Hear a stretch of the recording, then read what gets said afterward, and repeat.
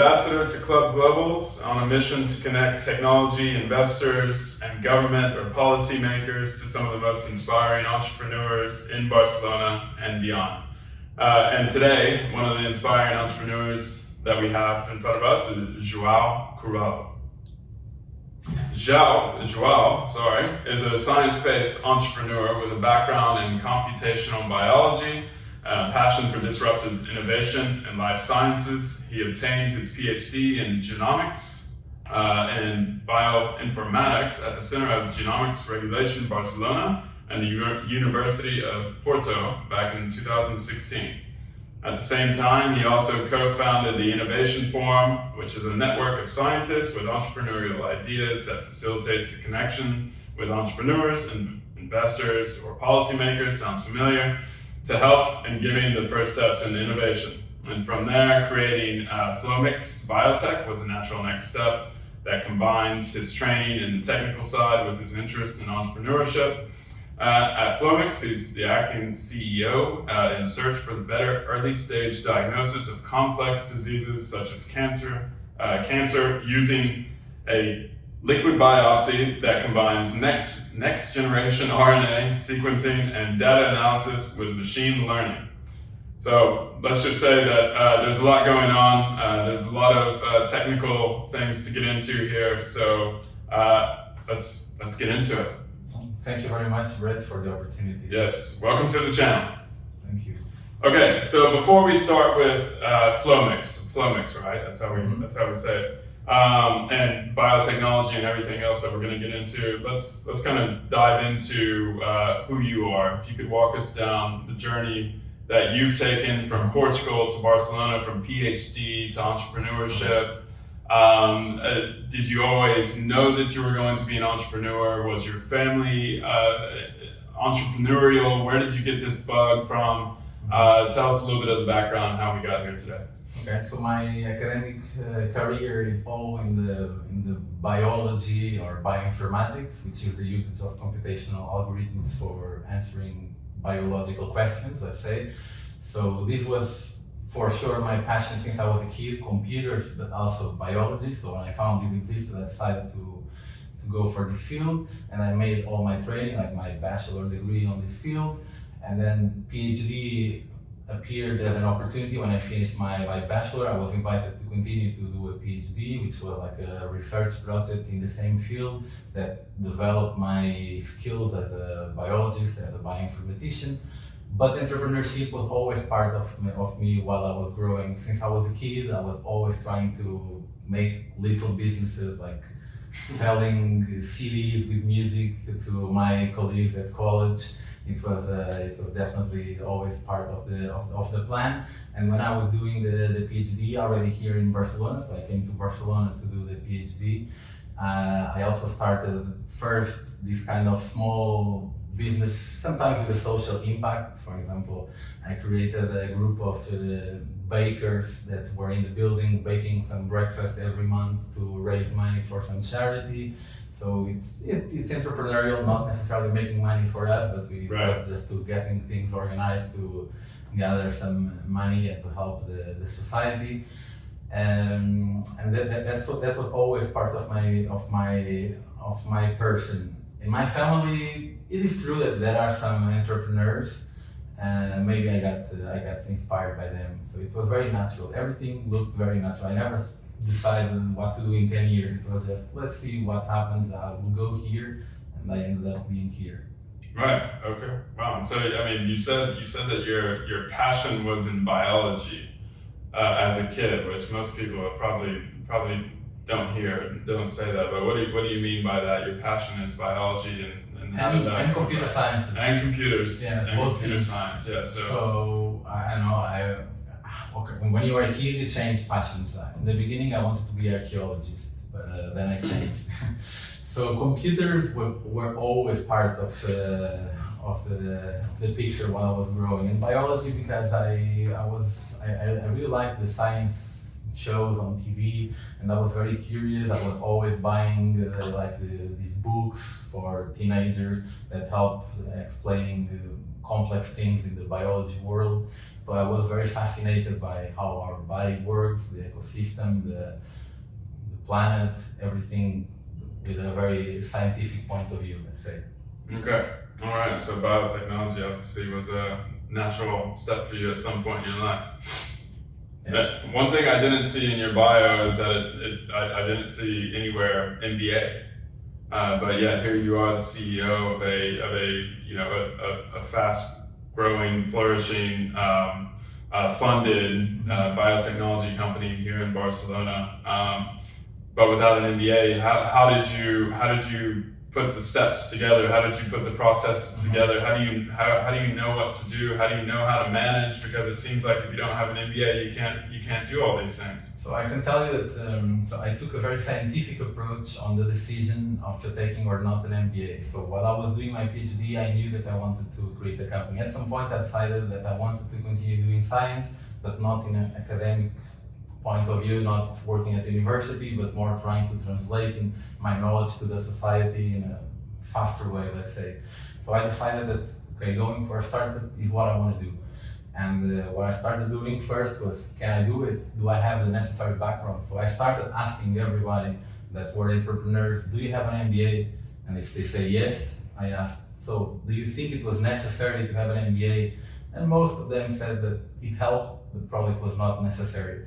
So I made a survey. I don't know how many people I asked to. I don't have the statistical significance, but I can tell you that at that point I decided, okay, I will take the startup Flomics as my hands-on MBA.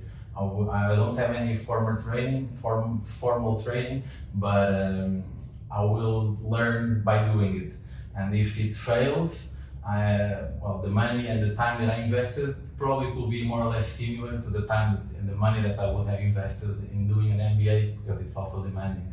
So I decided to take the risk. Okay, yeah, that sounds very similar to something that Tim Ferriss did.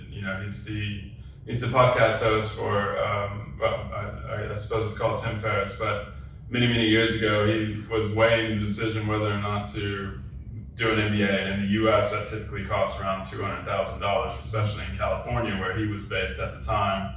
And so he decided to basically give himself his own education, take that money, invest in companies where he could, work with smaller companies.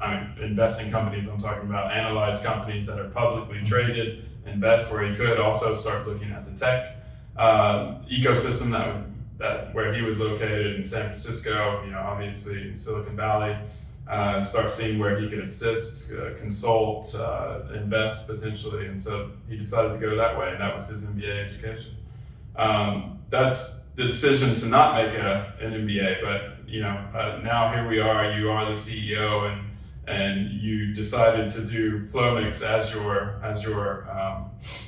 substitute MBA, so to speak, and that was what, 6 years ago? So the idea is, maybe 5-6 years ago, but officially Flomics was created 3.5 years ago. Okay, so 3.5 years ago you started Flomics, and I suppose we should basically just start with that. Tell us what is Flomics, and maybe if you get the opportunity, try to explain to us what is Flomics biotech? What is biotechnology? Because to me it just seems like such a broad term. Of course, I think pharmaceutical, I think medicine, vaccines, things like that. But what is biotechnology? What is Flomics? So my understanding of biotech is bringing advanced next generation technology to the biology world, and that's what we're doing at Flomics. So we are developing a novel diagnosis method for complex diseases such as cancer that are including a liquid biopsy, which is a new type of blood tests that by using any standard blood test or blood sample, you can measure different metabolites, different biomarkers inside, and extract information with clinical relevance. So in our case, we quantify all the RNA molecules that exist in our blood, and then by using machine learning algorithms, we detect some patterns that are associated with cancer, for example. So the goal is that for some person asymptomatic but with some risk factors, such as, for example, a history of cancer in the family, or age, or smoking habits, if someone wants to make sure that everything is fine before the first symptoms appear, they can take a Flomics test. So they get a blood sample, and in our laboratories we quantify these RNA molecules, and then by applying these machine learning algorithms, these data analysis, advanced data analysis, we calculate the probability of the person having already a disease or being fine. Okay, so a probability of them already having it. So Flomics is early detection for life-threatening diseases, like you said, cancer. And I mean, how many people does this assume to protect, to actually warn that they may have these markers for cancer, these early signs of it? The market is huge, as you can understand. Cancer is growing very fast, and the worst problem is that we are detecting it too late. When we detect the cancer in early stage, it's very easy to solve the problem, to cure the person. For example, if it's a colon cancer, you just do a small surgery, and while doing a colonoscopy, you just remove the cancer tissue, and the person is fine to go home. And there are no other complications, no need for radiotherapy or chemotherapy if you find the disease on time. And by using a method like Flomics or similar, it's possible to maximize the number of diseases that are detected in this early stage. Okay, so at Flomics, you can really start to see. Well, I guess your mission is really starting to see this paradigm shift from treatment to prevention. What more can you say about that? Definitely. So we are inside the precision medicine, and we are making sure that the people get the right treatment at the right time, because there are not so a lot of new treatments being developed. It's very expensive, it's very difficult. We hit some roadblocks in the terms of developing new treatments for complex diseases such as cancer. But shifting from prevention is definitely a better health, a lifestyle. I think this all is what is coming in the near future. Okay. Interesting. And so, again, kind of just changing focus a little bit, over the past couple of years, everybody had to deal with the pandemic in some way, shape, or form, either at a personal level or professional level. I would imagine running a business through the pandemic, especially as a smaller company, what it was back then at least. What was your experience and running a company through the pandemic? How did you make it through? Was it an advantage or a disadvantage? Tell us about that. Yeah, so when the pandemic started, we were a super small company, and we are now much bigger. So I think we learned how to surf the wave, let's say, especially because I mentioned that we are working with RNA molecules, and RNA became super hot topic during the pandemic because of the vaccines. No one cared about RNA before because it was seen as a secondary molecule. Now it's seen as a very important and with lots of potential. We were already working with RNA, and because of that, we brought our know-how into detecting and helping in detecting the COVID-19 cases, and also in studying and researching the virus. So we built a cloud-based platform that helps researchers and the hospitals and diagnosis laboratories to identify the mutations that are present in the virus of the patients, and to make the classification of the different variants, like the Alpha, the Omicron, all these different variants of the virus. Beta, Omega, exactly. The ones that maybe are still to come. It's not over yet right now. And so we made this platform to help them as we started actually working on that. So we were very motivated. We were inside our places, locked in, but we were working very hard, and I think this made us grow much faster. So the pandemic actually helped you, in a sense, become a little bit more innovative, a little bit more creative. I guess it obviously brought in some revenue too. Exactly. And it sounds like you weathered the storm, so to speak, pretty well. Definitely. And so you're talking about RNA and DNA, and RNA was a hot topic. And I remember whenever they were designing the vaccines, the large pharmaceuticals were using this RNA molecule. I would imagine most people are familiar with DNA, probably still don't even know what RNA is. And I mean, how important is that to your technology that you focus on RNA, and where is this going? So from the beginning, we believed that RNA had a lot of potential. That's why we created Flomics. And the vaccines that are made of RNA, they were not developed during the pandemic. There wouldn't have been time to do it. So the technology that was used was developed 10 years ago. But it was kind of undercover because no one cared. But the pandemic started this need, and it gave an opportunity for this field to prove that it's worth it. So it was kind of a coincidence, but we were very lucky that the pandemic started now and did not start 20 years ago, because the vaccines would have taken like decades to come. Gotcha. So, I mean, that just gets me thinking. I mean, biotechnology, it always kind of seems like science fiction in a sense. I mean, you have technologies out there like CRISPR, you have 3D printing that are making organs these days.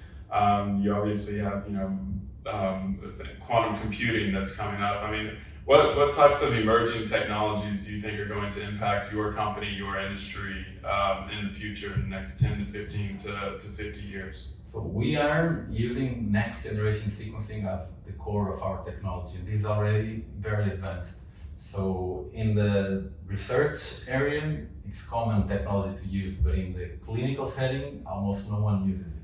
And what next generation brings is the capacity to sequence a genome, or the entire set of DNA of a person, or the entire set of RNA of a person in hours, and for an affordable price.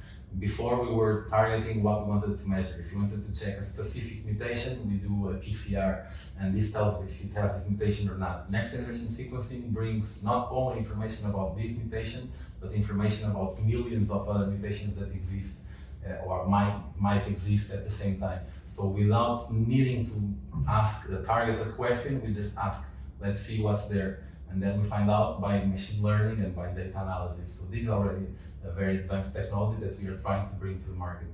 Okay, gotcha.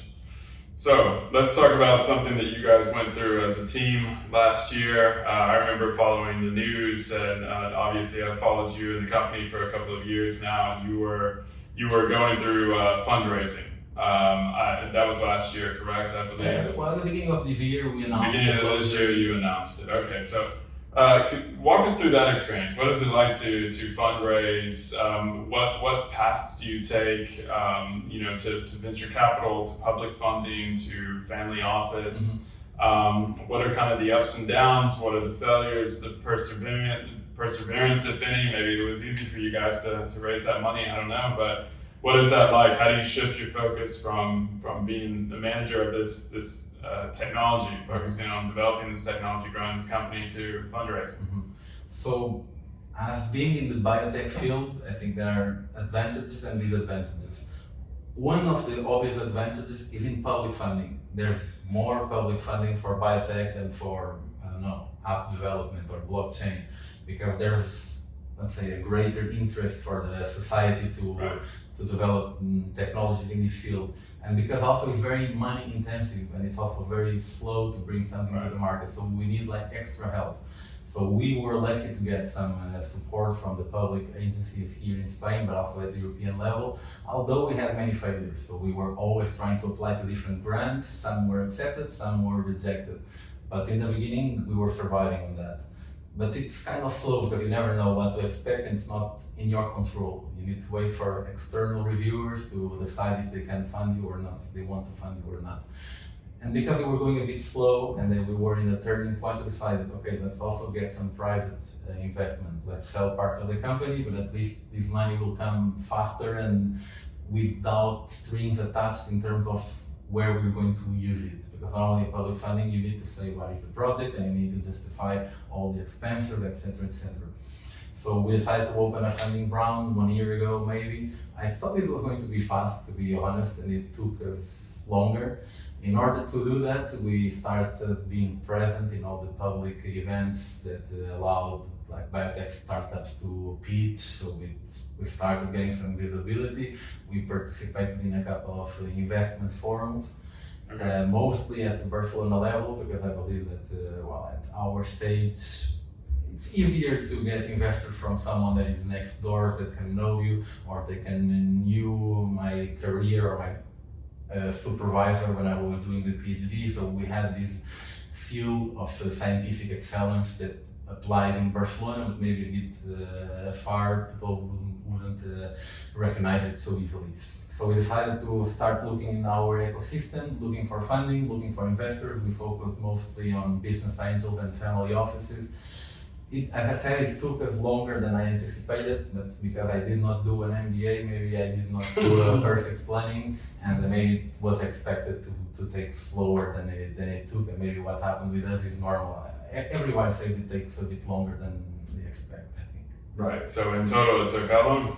It was almost 1 year of fundraising. 1 year. Actually, that doesn't seem like it's too long at all. I mean, you're asking somebody to commit €1 million plus in this sense to your company, right? So, I mean, maybe it doesn't sound like a lot of capital. There's a lot of capital out there, but you ended up on a US-owned family office, correct? Exactly. Yeah. Okay, so your family office and plus some other smaller investors, I believe, all contributed to the €1 million plus, and what are you using that funding for? Where is it going? How did you make that decision? How did you know what it was earmarked for? So, well, the money helped us to grow the team. That's why we now are like 15 people, which is I think already quite big for a startup, and to invest in R&D, because we are still very expensive in the development side. We need to get samples from real patients to get them analyzed, and we are not providing any diagnosis because these people were already diagnosed. We're just using them for internal validation to build the necessary credibility, to show that we have scientific evidence that our method works for diagnosis. But at the moment, we're just accumulating data, and this data is expensive to generate. Right, okay, gotcha. Okay, so let's change gears here a bit. You being Portuguese, obviously, thinking about tech ecosystems, Lisbon has become, a tech ecosystem in its own right, especially since 2016, whenever Web Summit moved there from Dublin, basically putting Lisbon on the map. And, even many years before that, if you thought technology, you would think Silicon Valley. These days, it seems to be a lot more democratized, especially across the U.S. and Europe. You have big cities that all kind of promote themselves as tech hubs, tech ecosystems. How do you choose the right landing place between Barcelona, London, Paris, Berlin, the U.S., even somewhere in the U.S. or Lisbon? And how do you know what's the right place to run and operate your business and to receive more funding and to get more publicity, etc. So what does Barcelona mean to you, and what do you know about these other ecosystems, and how does it compare? So we did not necessarily select Barcelona as the best ecosystem in the world for Flomics, but we were based in Barcelona when we had the idea, and we looked around and we saw it was possible to create Flomics in Barcelona. We liked to live in Barcelona. We were familiar with the people and the key players around. We decided, let's try it in Barcelona. It made sense.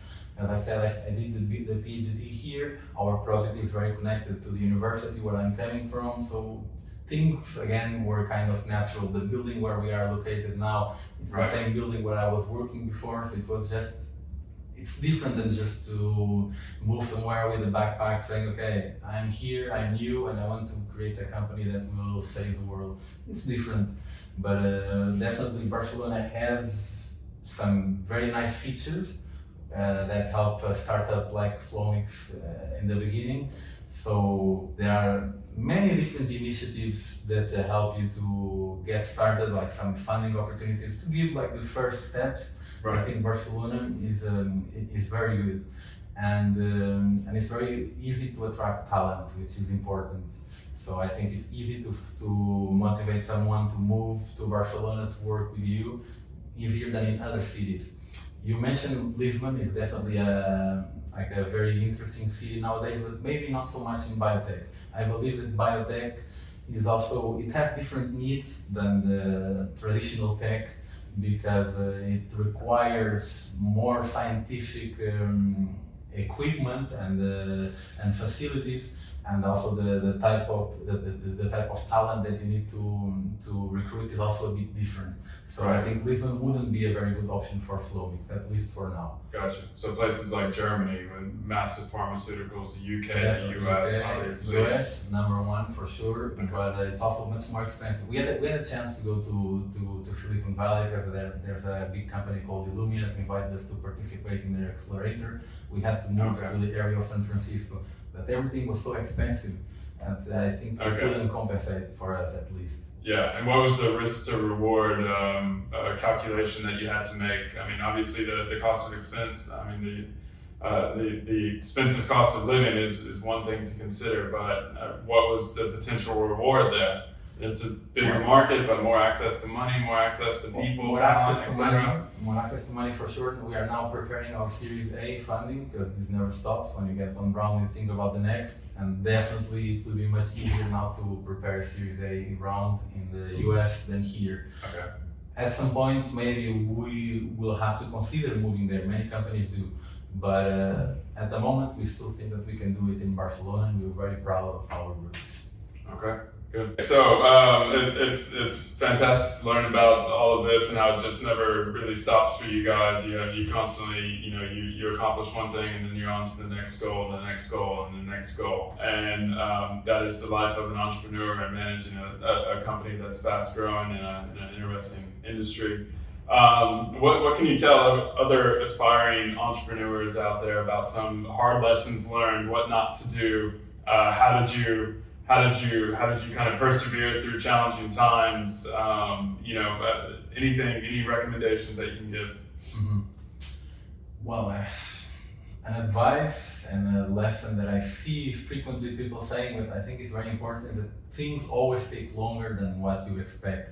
And I think it's very important to take more risks as an entrepreneur, because at least coming from a scientific background, we try to make sure that all the pieces are in place and everything is correct. But if we're waiting for the right moment, then we never start. Right. And so Flomics is an idea that I've been developing for 6 years or more. And I was always trying to find the right moment to start, and I spent 2 years while I was having another job, and the right moment never came. It had to happen like a complete break from what I was doing before and just focus 100%, and let's just let's jump in the pool and see what happens. And if it fails, it's not the end of the world. I think us as Europeans, we are very afraid of failing, and we